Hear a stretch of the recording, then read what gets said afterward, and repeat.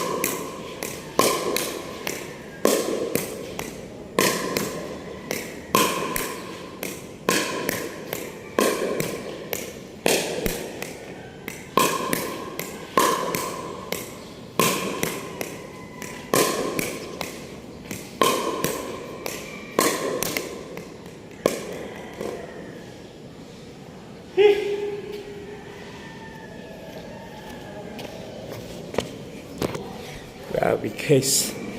Ang pawis. Ilang ano lang yan guys. Ilang tira lang yan. Oh, look, may pawis. Oh. Grabe yung pawis lumalabas. Kaya guys, maganda talaga ito yung pickleball. Mix na siya po ito ng tennis, table tennis, at saka badminton. Ang court nito parang badminton lang din, yung 44 by 20 feet yung ano nito. Tapos may mga rules din ito, ang pickleball nasa YouTube. May tinatawag nila itong yung kitchen, yung sa harap malapit sa net. Kaya hindi ka pwedeng tumira doon na nakaapak yung paa mo sa linya pag siya yung natawag na mag-error kayo doon sa kitchen. Pero pag ang bola tumapak doon sa kitchen, pwede mo siyang tirahin mo yan. Oo, pwede dyan. Pag hindi siya nakaapak ang bola, hindi mo siya pwede tirahan. Tapos mayroon itong mga rules. Hindi mo siya pwedeng tirahan pag galing ng serve. Tirahan mo siya mga 3 o mga 2. Kailangan yung bola makabounce pa ng isang beses siya bago mo siya tirahin. Tapos sa ganun lang, may mga rules din ito. So, grabe siya guys, ang bilis ng bola, lalo na grabe ang pawis. Kaya let's play pickleball guys. Nice, good siya. Mga ilang days lang ako dito, wala pa akong 1 buwan. Grabe yung pawis lumalabas. Ang gaan ng katawan ko, yung parang talaga na, pero kan ko na rin na nag-diet kasi ako mataba man ako, kaya papatambok yung pangalan ng sa YouTube kasi mataba ako, nasa mga almost 90 na siguro ako kilos. Kaya nung nag-pickleball ako, mga ilang days lang ito, nag-diet ako. Kunti lang rice kinakain ko, minsan 2 kutsara, tapos malagyan ng every meal. Pero kung maraming marami yung meat, yung baboy, huwag na kayo mag-rice, meat lang at saka vegetables. So kunti lang siguro ang ulam niyo, lang 2 kutsara, 3. Kaya ko naman. Kaya ito, grabe. Kaya ang isa din guys, pag kumain kayo ng maraming rice paggabi, lalo na tayo mga medyo may edad na, yung yung kamay mo maninigas yan, masakit yan. Ito yung mga joint, masakit yan siya. Tapos kailangan mo kunti lang rice, try mo yan. Tapos pagising mo ng umaga, walang sakit siya. Pero dapat mag-exercise ka. Kaya kahit ilang minuto lang, wag lang 1 oras, mga 30 minutes ka. Ganun. Mo talaga. Ngayon, na-feel ko talaga yung gaan ng katawan ko. Mula nung nag-pickleball ako, nag-exercise ako. Kasi parang parang mahihilo na ako. Malakad ako ng kunti. Mahihilo na ako. Kaya sabi ko, hindi to pwede. Maliliit pa yung mga anak natin, nag-aaral pa. Yung inisip ko baka hindi natin alam yung buhay natin, di ba? Mawala tayo, paano na yung mga bata hindi pa tapos sa pag-aaral. Kaya ganun guys, lagaan natin katawan natin. It's exercise. Oh. Grabe pawis guys. Oh, ilan lang minuto. Mas maganda. Yung gustong maglaro ng pickleball, dito sa Iniagan Cover Court, ito. May ano kami dito, may ginagawa kaming korte. Ito lang naman. Oh. Ito yung bula na hard plastic siya.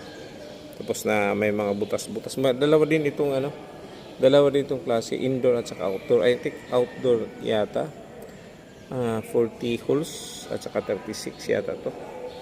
Ito yung bula ng pickleball. Hard plastic po ito siya. Tapos itong racket niya, itong nabili namin. Itong nabili ko is fiber. Magaan lang siya.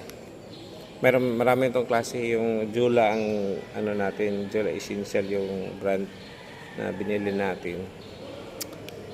Mabili lang din ito sa Shopee. Sa Shopee namin ito nabili. Tapos mayroon din itong net na portable, movable net na nasa Shopee din.